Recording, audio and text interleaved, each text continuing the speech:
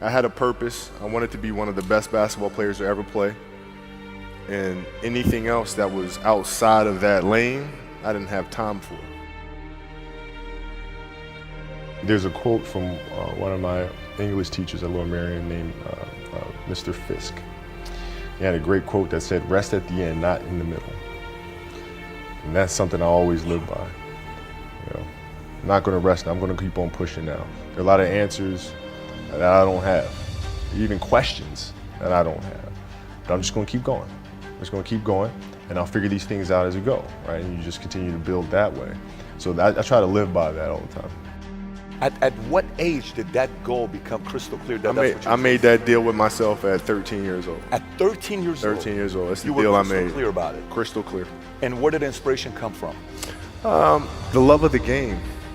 The love of the game, the challenge. Like I would watch Magic play, I'd watch Michael play, and I would see them do these unbelievable things, and I'd say, you know, can I get to that level?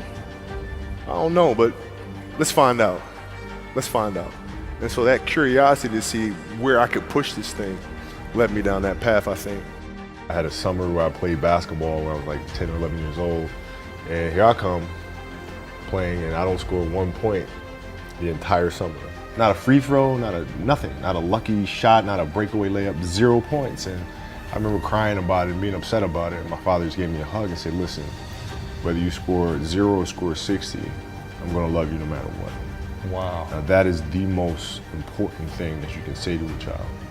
Because from there, I was like, okay, that gives me all the confidence in the world to fail. I have the security there. But to hell with that, I'm scoring 60. And from there, I just went to work. And I stayed with it. I kept practicing. I think that's when the idea of understanding a long-term view became important.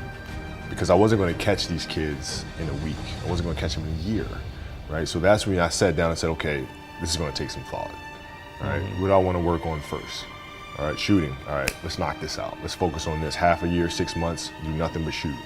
All right, after that, all right, creating your own shot. And you focus. So I started creating a menu of things. When I came back the next summer, I was a little bit better. I scored. Yeah, it wasn't much, right, but I scored. And this is 12, 13. 12, 13. And then 14 came around, back half of 13, 14 years old. And then I was just killing everyone. And it happened in 2 years. And I wasn't expecting it to happen in 2 years, but it did, because what I had to do was work on the basics and the fundamentals. While they relied on their athleticism and their natural ability.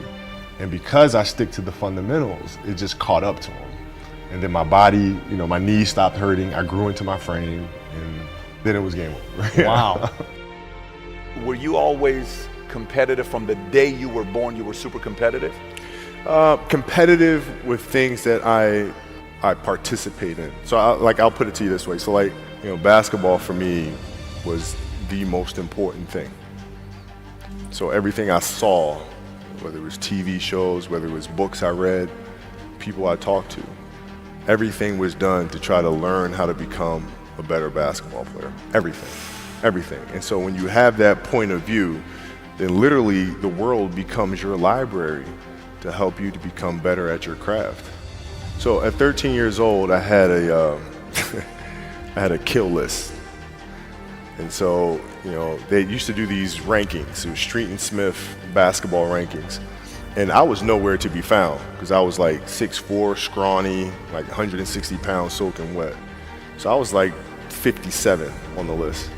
And so I would look at 56, 55, all the way up to number 1, who these players are, what club teams they played for. So when we go on an AAU travel circuit, I got to hunt them down. Right? And so that became my mission in high school, is to check off every other person, all those 56 other names, hunt them down and knock them down. So when we played at 13, I would size you up and see what your strengths and weaknesses are. How do you approach the game? Are you silly about it? Are you goofy about it? Are you good at it just because you're bigger and stronger than everybody else? Right? Or is there actually thought and skill that you put into it? Right? And when I'd play to my weaknesses. I always work on the things during those games that I was weak at. Left hand, pull-up jump shot, post game. Right? So I have a strategy. What was really your work ethic like, and for how long did you stay disciplined? Well, I mean, every day. I mean, since, for 20 years. I mean, it was an everyday process and trying to figure out strengths and weaknesses. For example, jumping ability. Man, my vertical was a 40, it wasn't a 46 or a 45.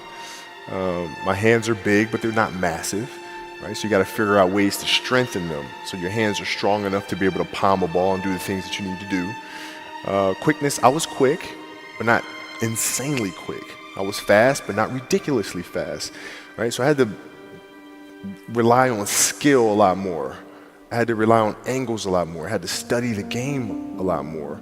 And but I enjoyed it though. So like from the time I can remember when I started watching the game, I studied the game, and it just never changed. What does losing feel like to you? It's exciting. Why is it exciting?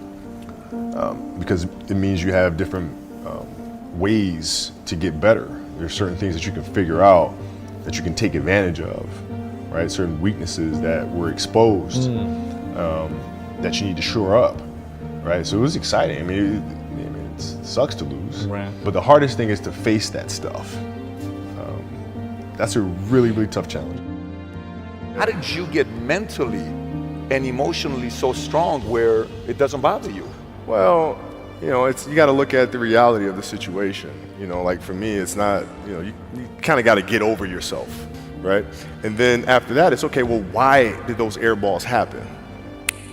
Got it. I didn't have the legs. So you look at the shot, every shot was online, but every shot was short, right? I got to get stronger. I got to train differently. The weight training program that I'm doing, I got to tailor it for an 82-game season so that when the playoffs come around, my legs are stronger and that ball gets there. So I look at it with rationale and say, okay, well, the reason why I shot air balls is because my legs aren't there. I go, well, next year they'll be there. You have to do the hard stuff and watch that game and study that game to not make those mistakes over and over again just because you weren't brave enough to face it. So you got to deal with it. Got to deal with it. Face it, learn from it.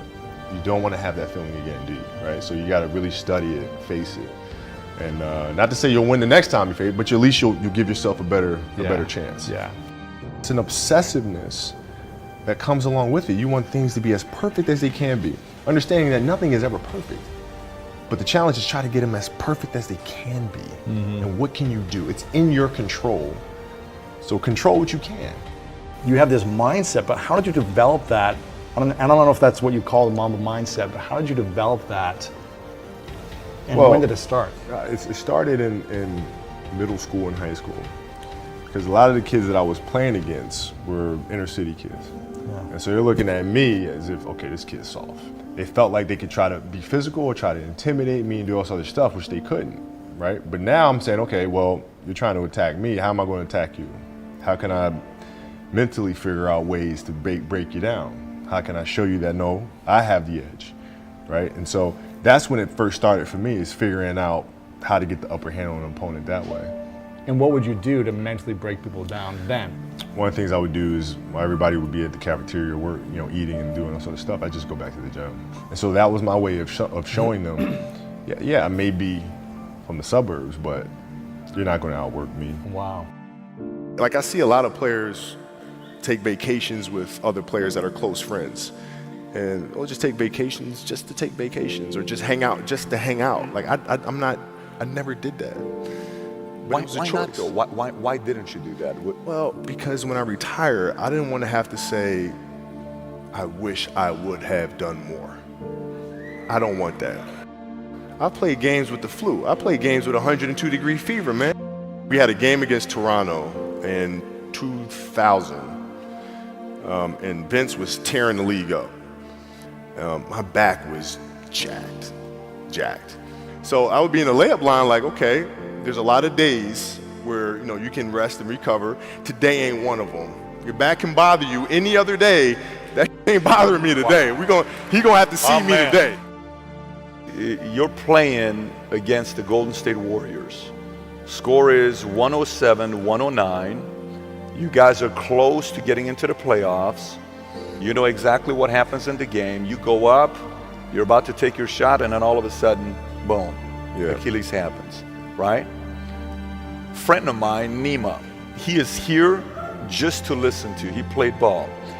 And he told me, he says, Patrick, I don't think you understand. He says, when I tore my Achilles in high school, he says, 4 friends of mine dragged me to my hospital. I was crying from there straight to the hospital. He says, I have no clue how the hell this guy did it.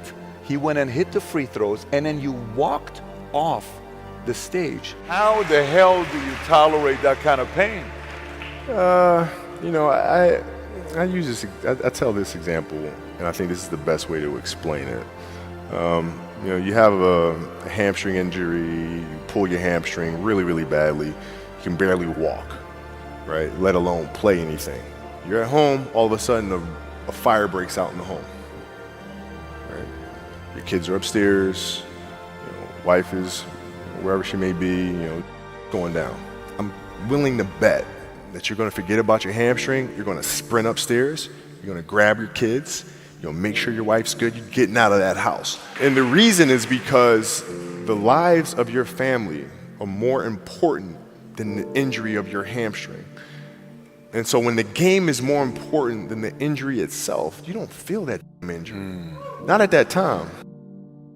Went in the trainer's room, my kids are in there, and you know, they're looking at you and stuff, and I'm looking at them, and I'm like, you know, it's all right, Dad's gonna be all right. It'll be fine, it'll be all right, it'll be all right, it'll be all right. As a parent, you gotta set the example. You gotta set the example. This is another obstacle. This obstacle cannot define me, it's not gonna cripple me, it's not gonna be responsible for me stepping away for the game that I love. I'm gonna step away on my own terms. And that's when the decision was made that, you know what, I'm doing it. You gotta lead by example. As parents, you gotta lead by example. If you want your kids to do whatever it is they want to accomplish in life, you have to show them. You gotta show them. The definition of greatness is to inspire the people next to you. I think that's what greatness is or should be. It's not something that lives and dies with one person. It's how can you inspire a person to then in turn inspire another person that then inspires another person.